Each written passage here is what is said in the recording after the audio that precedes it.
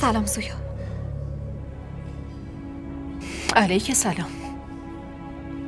بشین.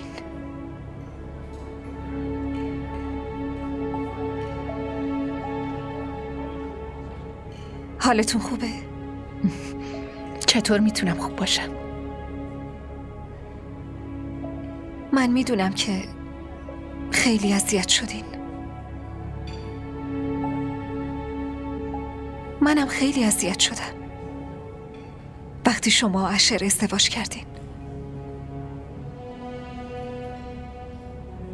اما من خودم رو تغییر دادم و الان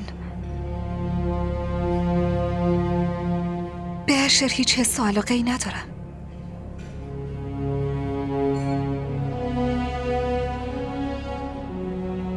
نمیپرسین چرا؟ چرا؟ چون شما تو زندگی اشر خیلی اهمیت دارین.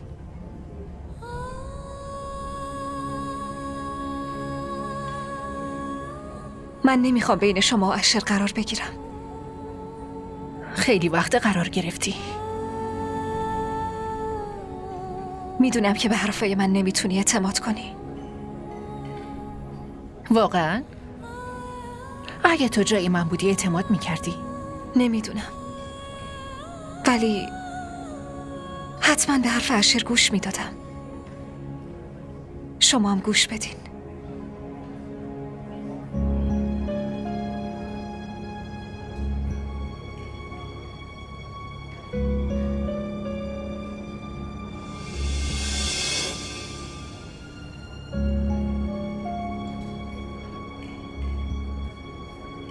پس من دیگه میرم. شما و اشرم به هم حرفاتونو بزنین.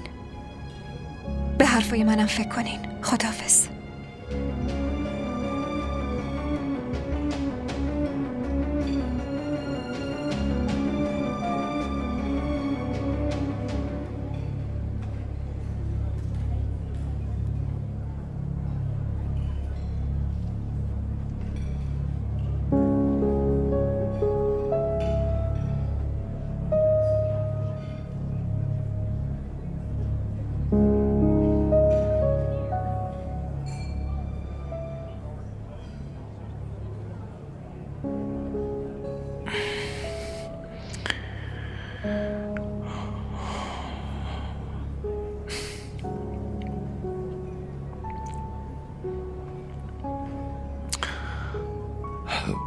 تو با هم قهری؟ آدم با کسی قهر میکنه که باهاش رابطه داشته باشه. بین من و تو که دیگه ارتباطی وجود نداره.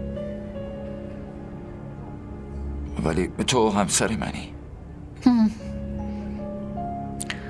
دیشب یه نگاهی به عقدنامه‌مون انداختم و به یاد آوردم که تو همسرمی.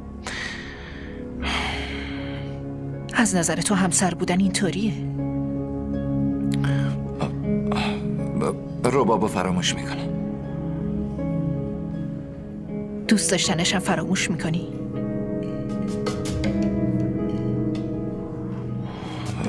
تلاشمو میکنم.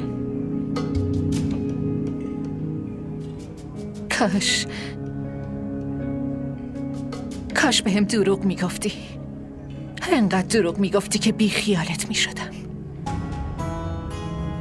متوجه میشدم که دروغ میگی، ولی حداقل به این دل خوش بودم که تو زندگی برات اهمیتی دارم.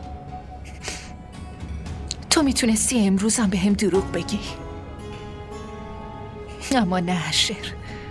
تو نمیتونی از دوست داشتنت به رباب دست بکشی، همونطور که من نمیتونم از دوست داشتنت دست بکشم.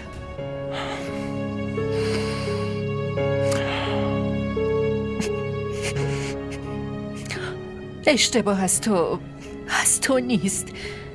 در واقع اشتباه از منه. شاید من کاری کردم که رباب دوست داشتنی شده و منو که یه زمانی دوستم داشتی از چشمت افتادم.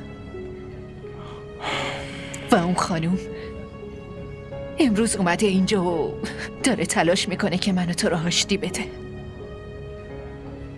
اینجوری که بیشتر برات دوست داشتنی شده، نه؟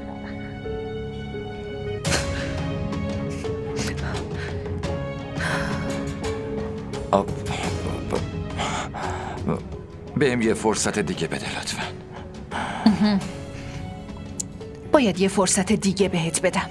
آره تو حق داری، مخصوصا وقتی تو از خیلی اشتباهات من گذشتی. منم باید بگذرم، نه؟ اما امکان نداره. من نمیتونم انقدر مثل تو شجاع و صبور باشم اشر. حتی اینم نمیتونم تحمل کنم که تو کنارم باشی، اما برای من نه.